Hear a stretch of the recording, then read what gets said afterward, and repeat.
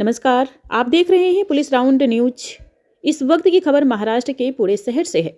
आपको बता दें कि पुणे के मशहूर रूबी अस्पताल से एक हैरान कर देने वाली घटना सामने आई है। पुणे के अकलूज की इलाज के लिए भर्ती कराई गई 55 वर्षीय स्मिता भगत नामक महिला का शव कुछ घंटों के लिए अस्पताल से गायब हो गया था।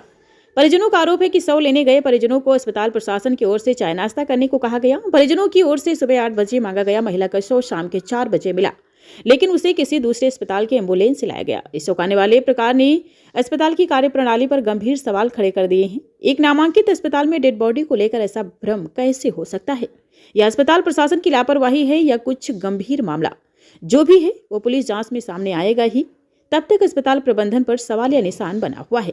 पुलिस राउंड न्यूज के मुख्य संपादक शेखर सोनवड़े, इनकी रिपोर्ट, पुणे, महाराष्ट्र। संवादाचा टाइम झाला, संवाद आला, आम्ही त्यांचे सगळे प्रोसेस पूर्ण केले। त्यांची एक प्रोसेस राहिली ती गेट पास त्या बॉडी रूमला गेल्यानंतर त्यांनी सांगितलं की त्या मर्फीला गेल्या त्यांनी सांगितलं तुम्हाला गेट पास लागेल। गेट पास साठी त्यांनी आम्हाला 5 ते 6 तास खेळवलं। 4-5 तासाच्या आसपास आमचा टाइम घेतला त्यांनी।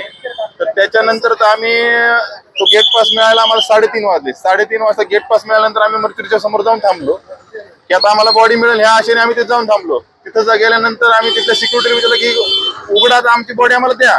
तर त्याने आम्हाला उत्तर दिलं की आमची चावी नाहीये। चावी नाही उत्तर दिल्यानंतर आम्ही पण तर थांबलो। पण 15 ते 20 मिनिटांनी बाहेरून एक ॲम्ब्युलन्स आली, MH15 नंबरची, पुढे नंबर त्याचा आम्ही फोटो वगैरे काढलेले। ते MH15 ची जी ॲम्ब्युलन्स आली, ती ॲम्ब्युलन्स आल्यानंतर त्यात पाहिलं तर म्हणण्याप्रमाणे बॉडी त्यांना उशिरा मिळाली किंवा दुसरीकडे होती, तर त्याचा योग्य तो तपास केला जाईल आणि सगळी माहिती यांना आम्ही पुरवू। या ठिकाणी डॉक्टर सदरे यांनी जे किडनी रॅकेट चालवलं होतं, यापूर्वी कोरेगाव पार्क पोलीस स्टेशन मध्ये याबाबत गुन्हा दाखल होता।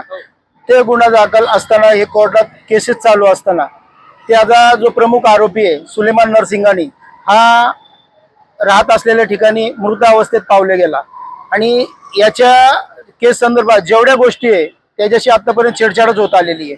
मला म्हणायचं हे की हे जे पेशंट होतं त्या पेशंटला या ठिकाणी ठेवायला जागा असल्यामुळे या ठिकाणी ठेवलं होतं। जर पेशंटला जागा नव्हती, दुसरीकडे ठेवायचं होतं, तर त्यांनी पेशंटच्या कुटुंबियांना कळवणं गरजेचं। सगळे काय पैसेवाले नाही, गोरगरीब पण आहे, पण त्यांना हे लोक सहकार्य करत नाहीये।